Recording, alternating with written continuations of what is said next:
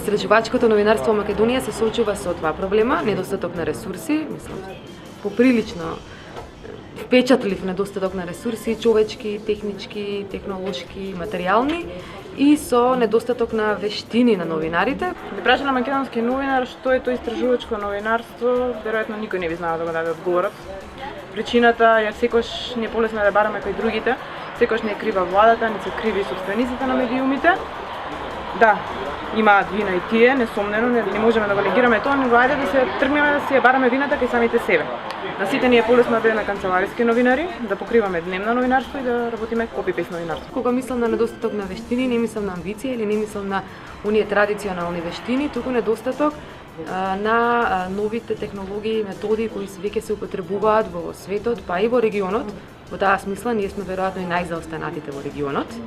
Ова е и заради тоа што истражувачкото новинарство во Република Македонија треба да се ослободи од она што е наметната дневна агенда во Република Македонија, која продуцира голем број на настани со кои се трошат новинарите во Македонија, а нема резултати. Значи резултатите, вистинските резултати се постигнуваат доколку се прави добро истражувачко новинарство. Сметам дека во Македонија има голем број новинари истражувачи, меѓутоа повеќе како да снимува простор каде може да ги пласираат своите истории. Речиси и да нема медиум кој што одредена истражувачка приказна која се однесува против владата или против членови на владеачката партија да може комотно да биде објавена, туку најголем дел од нив се објавуваат на порталите или евентуално веќе YouTube и Facebook стана одреден вид медиуми.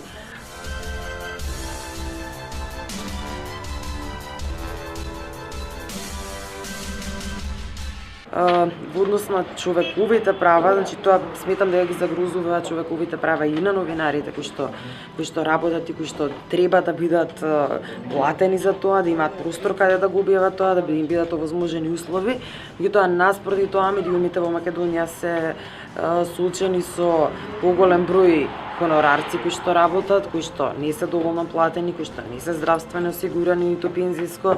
Значи дојдени сме на степен на рапна екзистенција. Само определен број медиуми и определен број новинари, не сите, покажуваат интерес за соработка, особено во полето на човековите права, човековите слободи, слободата на изразување. Значи има толку многу проблеми кај луѓето кои што не се ни свесни дека имаат одредени човекови права, дека нивните права се заштитени, дека можат да побараат заштита. Никој нема да ни оспори да ни објави текст каде што се прекршени одредени човекови права не од страна на владата, не од страна на бизнис заедниците кои што се заштитени поради огласување во медиумите или слично.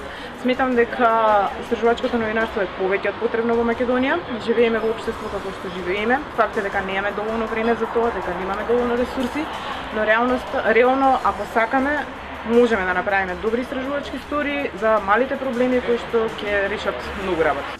Ако зборуваме за слободата на изразувањето, за човековите права, тоа е уште еден фактор повеќе да се вратиме на изворните принципи на истражувачкото новинарство, да ги поврзаме со човековите права и да го ослободиме трендот во Република Македонија во кој медиумите и слободите на човекот се изразуваат со формулацијата делумно слободен. Затоа што колку може да биде слободен еден човек кога е делумно слободен.